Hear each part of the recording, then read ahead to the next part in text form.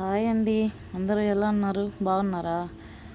ఈరోజు మనం చిల్లి గారెలు చేసుకోవడం ఎలాగో నేర్చుకుందామండి. మన పెద్దవాళ్ళు అంటారు కదా, తింటే గారెలే తినాలి, వింటే భారతమే వినాలి అని. అందుకేనండి మన తెలుగువారికి ఇది ఒక అలవాటు.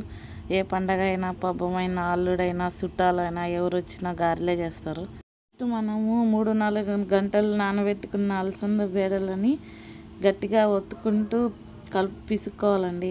దీనివల్ల పొట్టు అనేది పక్కకు వస్తుంది. తర్వాత నీళ్ళు వంపేసి మరొక్కసారి గట్టిగా ప్రెస్ చేస్తూ పిసుకోవడం వల్ల పొట్టు బాగా పక్కకు వస్తుందండి. దాని తర్వాత 3-4 సార్లు మంచినీళ్ళు వేసుకొని కడుక్కోవాలి. మళ్ళా వాటర్ని పట్టుకొని కదిలిస్తూ పైన ఉన్న బేడలు తీసి వేరే గిన్నెలో వేసుకోవాలండి. దీనివల్ల రాళ్ళు ఏమన్నా ఉంటే అడుగుకి వెళ్ళిపోతాయి.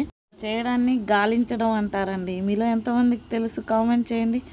ఇప్పుడు మనము దీనికోసం కారం చేసుకోవడానికి పచ్చిమిర్చి వేసుకోవాలండి. కడుక్కొని మిక్సీలో ఒక 4-5 తెల్లవాయలు వేసుకొని కచ్చాపచ్చగా మిక్సీ ఆడించాలండి.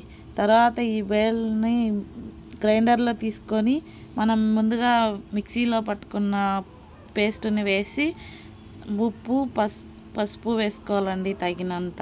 గ్రైండర్ ఆన్ చేసుకొని అక్కడే ఉండాలండి. పక్కకి వెళ్ళారో అంతే, మెత్తగా అయిపోతుంది పప్పు.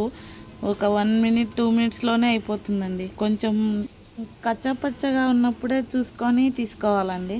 ఇప్పుడు ఇందులోకే మనం ముందుగా కొన్ని తీసి పెట్టుకున్న నానబెట్టిన బేడలు వేసుకోవాలండి.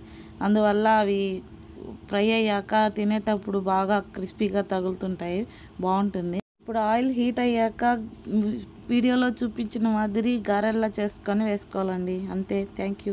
సబ్స్క్రైబ్ చేయండి. ఎలా ఉందో